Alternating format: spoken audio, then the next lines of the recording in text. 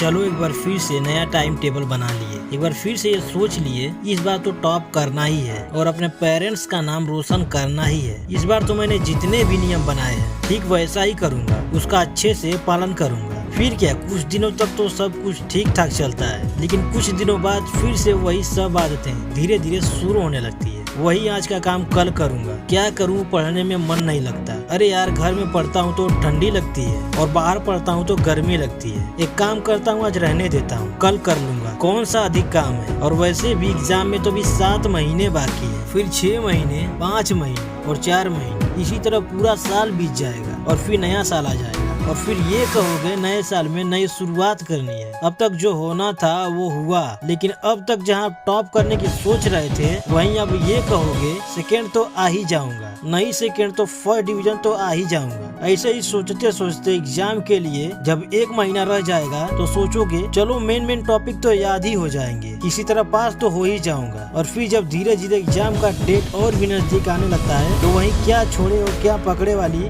बात आ जाती है। और जब आप एग्जाम हॉल में बैठते हो तो आप ही जानते हो कि आपने क्या लिखा, ये बताने की जरूरत नहीं। हाँ, मुझे पता है ये बात सुनकर आपको बहुत बुरा लग रहा होगा, आपको बहुत तकलीफ हो रही होगी, लेकिन जिस दिन आपका रिजल्ट आएगा ना, उस वाले दिन से अधिक बुरा तो नहीं लग रहा होगा। आपके पेरेंट्स आपको हमेशा पढ़ने के लिए कहते रहते हैं, तो वो पागल थोड़ी ही है, उन्होंने आपसे अधिक दुनिया देखी है। वो रात दिन मेहनत करते हैं ताकि आप अच्छे से पढ़ लिख सको, अपने जीवन को बेहतर बना सको, ना कि उनके जैसे दर दर की ठोकरें खाओ। वो तो आपकी भलाई ही सोचते हैं, लेकिन आप सोचते हो कि ये क्या, वो पढ़ाई पढ़ाई पढ़ाई की रट लगाए रहते हैं। आज फ्री का खाना, फ्री का मोबाइल डाटा मिल रहा है तो बहुत मजा आ रहा है। डेली 1 GB, 1.5 GB, 2 GB, अब बस ये टारगेट रखते हो किसी भी तरह से मुझे ये डाटा खत्म करना है, फिर चाहे कुछ भी डाउनलोड करना पड़े। लेकिन याद रखो, यदि आप ऐसा ही करते रहे तो जब खुद कमाओगे ना तो उस मोबाइल में रिचार्ज भी नहीं करा पाओगे। ये समझ लो, किताबें तुम्हारी सबसे अच्छी दोस्त हैं। हाँ, ये ब्लैक एंड व्हाइट है, लेकिन आपके जीवन को रंगीन बना के छोड़ेगी। और जितने भी महान लोग हुए उनके पास भी यही समय था, यही ठंडी, यही गर्मी और यही बरसात। उनके लिए कोई अलग से मौसम नहीं बना था पढ़ने के लिए। आपने डॉक्टर बाबा साहेब भीमराव अम्बेडकर के बारे में तो सुना ही होगा, जिन्हें हमारे भारत देश के संविधान का शिल्पकार भी कहा जाता है। कभी समय मिले तो उनके बारे में जान लेना। उन्होंने कहा है, शिक्षा वो शेरनी का दूध है, जो पिएगा वो दहाड़ेगा। और भी न जाने कितने महान लोग के उदाहरण हैं। और जो लोग ये कहते हैं ना कि पढ़ाई लिखाई करने से कोई बड़ा नहीं बनता, कुछ नहीं होता, तो याद रखो वो लोग सबसे बड़े बेवकूफ हैं। यदि पढ़ाई का महत्व आपको समझना है तो उन लोगों से पूछो जो कभी पढ़ ही नहीं पाए। याद रखो,